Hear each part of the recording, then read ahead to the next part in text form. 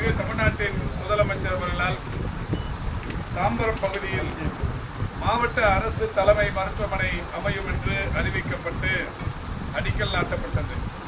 மாண்புமிகு முதல்வர் அவர்களால் அடிக்கல் நாட்டப்பட்ட இந்த மருத்துவமனை என்பது 1971ஆம் ஆண்டு முத்தமிழறிஞர் கலைஞர் அவர்களால் தாம்பரம் அரசு மருத்துவமனை என்கின்ற வகையில் தொடங்கி வைக்கப்பட்டது. பின்னர் 2213 படுக்கை வசதிகள் கொண்ட தாலுகா மருத்துவமனையாக இது தரம் உயர்த்தப்பட்டது. மாண்புமிகு தமிழ்நாட்டின் இன்றைய முதல்வர் அவர்கள் 2021 மே திங்கள் 7ஆம் தேதி முதலமைச்சராக பொறுப்பேற்றதற்கு பிறகு மருத்துவ கட்டமைப்பை தமிழ்நாட்டில் மேம்படுத்துவதற்கு வசதியாக புதிதாக 19 இடங்களில் மாவட்ட அரசு தலைமை மருத்துவமனைகளும் 6 இடங்களில் மாவட்ட அரசு மருத்துவமனைகளுக்கு இணையான மருத்துவமனைகளும் அமையப்படும் என்று அறிவித்து அதற்காக 1018 கோடியே 85 லட்சம் ரூபாய் நிதி ஒதுக்கீடு செய்தார்கள். நிதி ஒதுக்கீடு செய்யப்பட்டு தமிழ்நாட்டில் ஒரு 19 மாவட்டங்களில் வருவாய் மாவட்டங்களில் இன்றைக்கு 25 இடங்களில் மாவட்ட அரசு மருத்துவமனைகள் கட்டும் பணிகள் நடைபெற்றுக் கொண்டிருக்கிறது.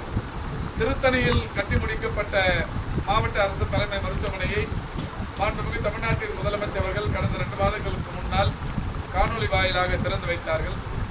அதற்கடுத்து இந்த மருத்துவமனை தாம்பரத்தில் இருக்கிற இந்த மருத்துவமனை தற்பொழுது பணிகள் நிறைவுற்றிருக்கிறது. 110 கோடி ரூபாய் செலவில் இந்த மருத்துவமனை கட்டுமான பணிகள் முடிவுற்றிருக்கிறது. இதற்கான மருத்துவ உபகரணங்கள் என்கின்ற வகையில் 5 கோடியே 38 லட்சம் ரூபாய், மொத்தமாக 115 கோடியே 38 லட்சம் மதிப்பிலான இந்த மருத்துவமனையின் கட்டுமான பணிகள் முழுமை பெற்றிருக்கிறது. இந்த மருத்துவமனை 213 படுக்கைகள் கொண்ட இந்த மருத்துவமனை தற்போது 400 படுக்கைகள் கொண்ட மருத்துவமனையாக தரம் உயர்த்தப்பட்டிருக்கிறது. இதில் 6 அறுவை சிகிச்சை அரங்குகள் அமையப்பெறவிருக்கிறது. தரைத்தளம் மற்றும் 6 தளங்களுடன் கொண்ட இந்த மருத்துவமனையில் ஏறத்தாழ அனைத்து வசதிகளும் கொண்ட மருத்துவமனையாக இது அமையவிருக்கிறது. 2,27,320 சதுரடி பரப்பில் கட்டி முடிக்கப்பட்ட இந்த மருத்துவமனையில் தரைதளத்தில் புறநோயாளிகள் பிரிவு கட்டிடம், விபத்து மற்றும் ரேடியோ கண்டறிதல், அதேபோல் புளூரோஸ்கோபி, எக்ஸ்ரே, நோயாளிகள் வகைப்படுத்தும் ட்ரையேஜ் போன்ற பல்வேறு வசதிகள் தரைதளத்திலும், முதல் தளத்தில் புறநோயாளிகள் பிரிவு 11 அறைகள், அவசரகால அறுவை சிகிச்சை வார்டு 10 அறைகள், படுக்கை வசதிகள் என்று பல்வேறு வசதிகள் முதல் தளத்தில், 2ஆம் தளத்தில் தொழிலாளர் வார்டு, அவசரகால அறுவை சிகிச்சை வார்டு போன்ற பல்வேறு வசதிகள் 2ஆம் தளத்திலும், 3ஆம் தளத்தில் 72 படுக்கைகள் டயாலிசிஸ் வார்டு என்கின்ற வகையில், இரத்த வங்கி என்கின்ற வகையில் 3ஆம் தளத்திலும், 4ஆம் தளத்தில் 60 வார்டுகள் என்று இந்த 400 படுக்கைகள் ஒவ்வொரு தளத்திலும் பிரிக்கப்பட்டு அவைகள் அமைக்கப்படவிருக்கிறது. 5ஆம் தளத்தை பொறுத்தவரை 4 அறுவை சிகிச்சை அரங்குகள், அதோடு மட்டுமல்ல ICU படுக்கைகள் ஒரு 15, HDU படுக்கைகள் 12 என்கின்ற வகையில் ஒரு 40 படுக்கை வசதிகள் கொண்ட ஒரு ICU வசதி 5ஆம் தளத்தில் அமையவிருக்கிறது. 6ஆம் தளத்தில் 107 படுக்கைகள், மருத்துவர் அறை, செவிலியர் அறை, லைன் ஸ்டோர், தேர்வு அறை போன்ற பல்வேறு வசதிகள் அங்கே அமையப்படவிருக்கிறது. இவைகளையும் கடந்து சமையலறை, சலவையகம், நிர்வாக பிரிவு கட்டிடம், பிணவரை கட்டிடம் என்று பல்வேறு வசதிகளுடன் கூடிய கட்டிடமாக இது அமைந்திருக்கிறது. இந்த கட்டிடத்தோடு பக்கத்தில் இன்னொரு கட்டிடமும் அன்றைக்கே பயன்பாட்டுக்கு வரவிருக்கிறது.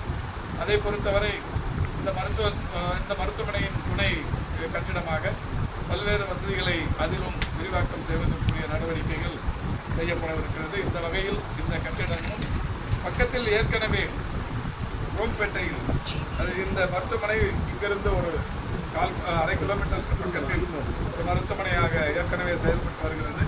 அது நம்முடைய பல்லவபுரம் சட்டமன்ற தொகுதிக்குட்பட்ட இடத்தில் அந்த மருத்துவமனை செயல்பட்டு வருகிறது.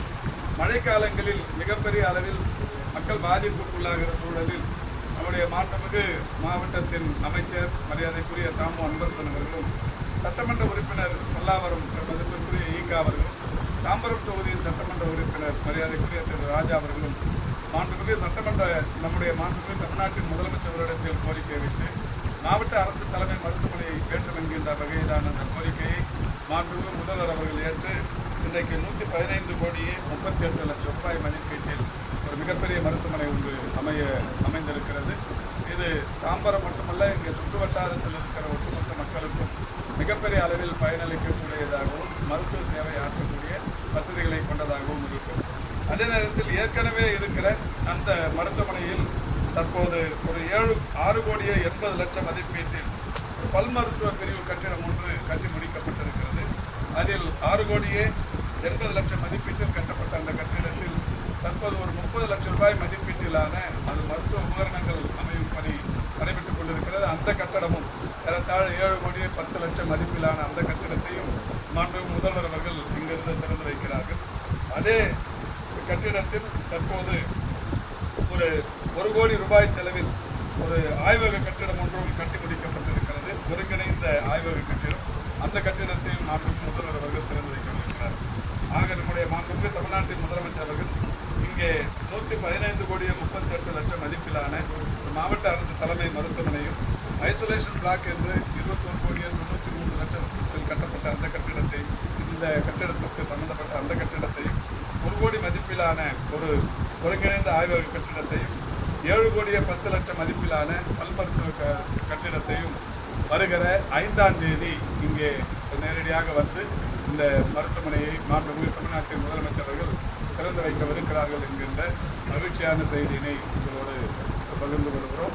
மாண்புமிகு சிறு குறு நடுத்தர தொழில்நுட்பத்துறையின் அமைச்சர் அவர்களும் நானும் சட்டமன்ற உறுப்பினர்கள் தாம்பரம் மற்றும் பல்லாவரம் துறையின் செயலாளர், வணக்கத்திற்குரிய மேயர், மாவட்ட ஆட்சித்தலைவர், துணை மேயர் உள்ளிட்ட அனைவரும் வந்து இப்போது பார்த்திருக்கிறோம். இந்த மருத்துவமனையை பொறுத்தவரை மிக பிரம்மாண்டமாக அமைந்திருக்கிறது.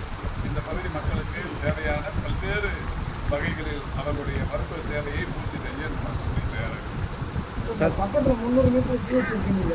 இப்போ மருத்துவம் எப்படி பார்க்குறாங்க பார்த்தீங்கன்னா நேரடியாக செக் பண்ணி பாருங்க. என்னங்க பக்கத்தில் ஜிஹெச் இருக்குது சார். இப்போ நீங்கள் நேரடியாக போய் பாருங்க மருத்துவம் எப்படி பார்க்குறாங்க. ஒரு வாரம் நான் இருந்தேன் சார். ஒரு டாக்டர் வந்து நேரடியாக பார்க்குறேன். அட்மிட் ஆகிருந்தேன். டாக்டர் வர மாட்டாங்க. சரி, ஒரு புகார் கொடுங்க. எந்த டாக்டர் வரல, எந்த வார்டில் நீங்கள் அட்மிட் ஆகுறீங்கன்னு நடவடிக்கை பக்கத்தில் வைக்கல. ஏஎன்டி டாக்டர் வரவே இல்லையா சார்? அதே டாக்டர் ப்ரைவேட்டில் போனால் ஈஸியாக பார்க்க வேண்டியதாக இருக்குது. சரி, பிரைவேட் அதாவது நீங்கள் தனியார் மருத்துவமனையின் தூதராக பத்திரிகையாளராக இருக்கீங்க. இல்லை சார், நான் ஒரு வாரம் இருந்தேன் சார். நீங்கள் உங்கள் நோக்கம் என்ன? அது கரெக்டாக நான் ஒரு வாரம் ஹாஸ்பிட்டல் இல்லை அதை சொல்லுங்கள். உங்களுக்கு நான் இருந்த ஒரு நாள் கூட வார்டு என்ன வேணும் அது பண்ணல அதை அது சொல்லுங்கள். புகார் சொல்லுங்கள், உங்களுக்கு உரிமை இருக்குது. இதை விட தனியார் மருத்துவமனைக்கு போகலான்னு சொல்றது அது அந்த போகலாம் சார். அவர் அங்கே தானே சார் பார்க்க முடியுது சார். அவர் அங்கே பார்க்க முடியுது. அவர் சார் இந்த மருத்துவமனை வந்து கூடுதலாக மருத்துவர்கள் ஏற்கனவே இந்த மருத்துவமனையில் 30 மருத்துவர்கள் இருக்கிறாங்க.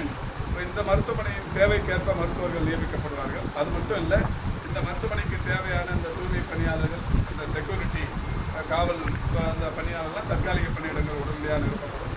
அதையும் தாண்டி இப்போ படுக்கைகள் அதிகரித்திருக்கிற காரணத்தினால் ஒரு விதிமுறைகள் இருக்குது. இத்தனை படுக்கைக்கு இத்தனை பணியாளர்கள் வேண்டும். அந்த சூழ்நிலையும் அதையும் மாண்புமிகு முதல்வர்களுடைய வழிகாட்டுதலை பெற்று இது திறந்த உடனே படிப்படியாக ஒவ்வொரு சேவையாக அதிகரித்துக் கொண்டிருக்கும். அங்கே பல் மருத்துவமனை திறக்கதான் சொல்லிருக்கீங்க. மழை காலம் இருக்கு. இந்த பகுதியிலேருந்து ஏற்கனவே ஒரு பாதிப்பு. அந்த மருத்துவமனையை பொறுத்த வரைக்கும் கட்டும் போது நானும் பார்த்தேன். அதுக்கப்புறம் உயரமாக இருக்கிற ஹைட் பண்ணி கட்டி போகிற வழியை மழை வந்தாலும் தாங்குற அளவுக்கு இப்போ அது வழியெல்லாம் சரி பண்ணி கொடுக்குறாங்க. இப்போ அதை ஒரு இன்டகிரேட்டட் லெபரட்டரியும் ஒன்று திறக்கப்படும். இப்போ இதுவுமே திறக்கப்படும். இது எல்லாமே அந்த மழை காலத்தில் போகிறதுக்குள்ள இந்த ஆக்சஸ் வந்து சரி பண்ணிட்டு தான். அந்த மருத்துவமனை மகப்பேறு மருத்துவமனையாக கட்டப்பட்டது. இப்போ மாற்றி பல் மருத்துவம் மாற்றீங்க. இங்கே தனியாக மகப்பேறு இங்கே வந்துருந்தில்லை. இங்கே 400 பெட்டில் மகப்பேறுமே